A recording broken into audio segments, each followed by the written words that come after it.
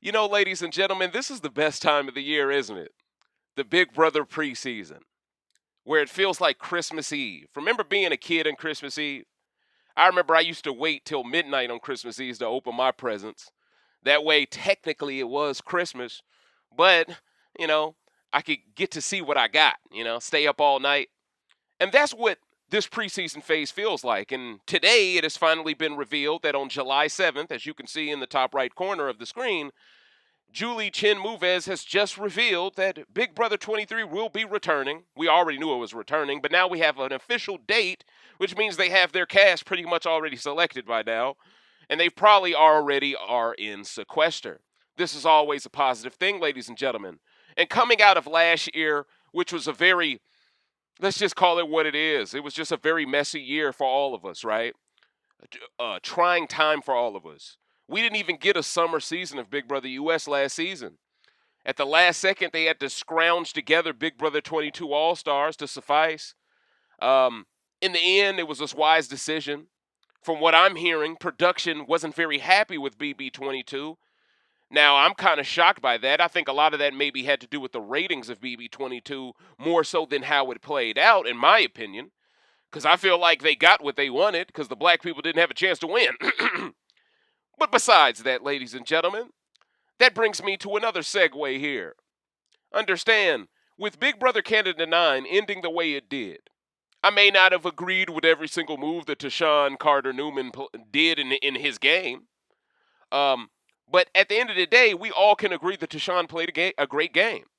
He played the type of game that I'd argue would not be allowed for a black man to ever play in Big Brother US. I'd argue they would never pick enough black people on one roster for a black player to ever contemplate playing that way. So the initial problem on the precipice is quite clear. How is Big Brother US going to pivot, seeing how successful Big Brother Canada 9 was and how universally beloved it was? Are they going to attempt to placate and try to just copy that cast with their own US version? Or are they going to be stubborn here, not listen to the feedback, continue to do the same things that has lost them the majority of the support that they've had over the past 20 years? I mean, the majority of the people I see in the black community, look, we're excited that this new season's coming in 3 weeks, but we're always excited because we love the game. We're purists ever, we're super fans. But we're also older now, more mature now, and we understand our value now. We understand that the type of attention, the type of investment that we put into Big Brother Canada has started to pay dividends. Because you're now starting to see winners of different colors and shapes and sizes on that show. Now, granted, yes, they do have a lot of white winners too, but in only 9 seasons, we've already had a black winner. And we also had Paris win. She's a woman of color. That's progress. So, from my perspective, Big Brother Canada, in half the amount of seasons, has managed to put on twice the amount of progression than Big Brother US, who has shown itself to be quite stagnant over 2 decades. Now, Big Brother All-Stars was more of the same. Big Brother 21, I'm well documented in why I boycotted that season. And I think all of you all can admit that I was wise to boycott that season for my own mental health, because a lot of people to this day still feel a certain type of way about how that season went down.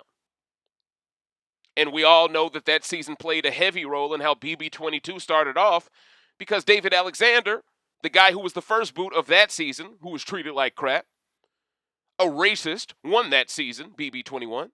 Then David Alexander gets picked for BB22 simply because all the other straight black male alumni were too smart to be fooled into playing an all-star season that was clearly rigged against them. So David Alexander, hey, I ain't mad at you, brother. You took the check. Go ahead and get your money. Now, unfortunately, David Alexander was put through more trauma. Unfortunately, this time on Big Brother 22 All-Stars, he was put through it by a black woman. I'm not going to rehash those talking points again, but just understand that I support David Alexander through all of that. So it was very poetic. It was poetic justice in a sense. For David to be treated the way he was, for a black woman to put him through all of that, and then for a black man to rise above everything and win Big Brother Canada 9, even though you can argue the best player of that season was in fact Spicy V, a black woman. So right now, there's a lot of pressure. Make no mistake about it, ladies and gentlemen. There was a lot of pressure on Big Brother 23 here, U.S. CBS Viacom have shown in history of being quite insensitive towards black people.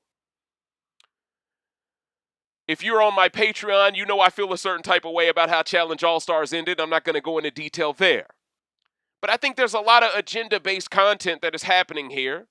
And I think Paramount Plus is pushing it pretty hard right now.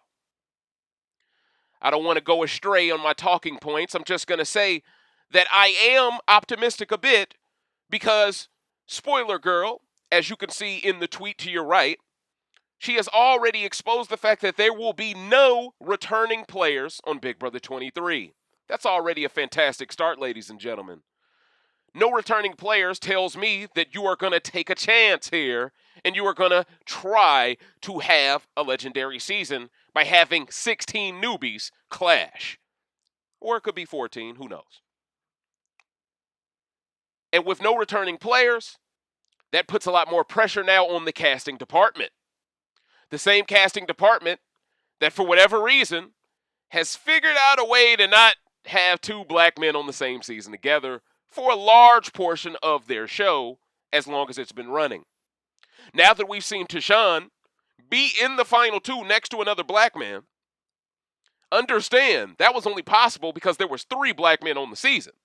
If there had only been 2 black men on Big Brother Canada 9, we would have never even got the final 2 we got in Big Brother Canada 9.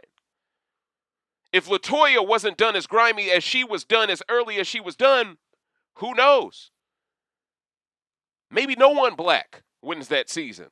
Maybe they all get targeted, or maybe Toya wins, or maybe V wins. You never know. The point is, by them having the inclusion of 5 black players in Big Brother Canada 9, you actually got to see the cream rise to the top in the fairest way imaginable. Now, I'm smart enough to understand and to know that there's no way CBS Viacom is going to pick 5 black people for Big Brother 23, especially if they already weren't happy with Big Brother 22. If they're already worried about ratings being down, the last thing they're going to do is placate to a black audience that they already believe is a small percentage of their larger fan base. Let's talk numbers here. So I'm not a fool. I'm not asking for you to do the impossible here. But I know one thing, Coach. If you figure out a way after Big Brother Canada 9 to give us another BB21, oh, I'm going to be ready with the rants for your goof ass. Oh, I'm going to have my hand rubbed together, Coach. I'm going to have it together. Y'all better be careful now. And I know I told y'all in my last Big Brother Canada 9 rant, whatever it takes, I believe that was the name of the rant. I believe I told you all, if I didn't have 300 likes on that video, I wasn't coming back. Well, guess what? I'm coming back. And I think by this moment, y'all know I'm coming back because I'm doing a video on the preseason 3 weeks out. But I think it's important to generate hype early and often. I want you all to know that I'm not going to abandon y'all. I think y'all going to really need me for 23. I think we're going to be in for a gauntlet, all right? But luckily for y'all, y'all got Hotep Thanos in the building, Coach. I will use these Infinity Stones to the highest of my ability to make sure we hold these people accountable.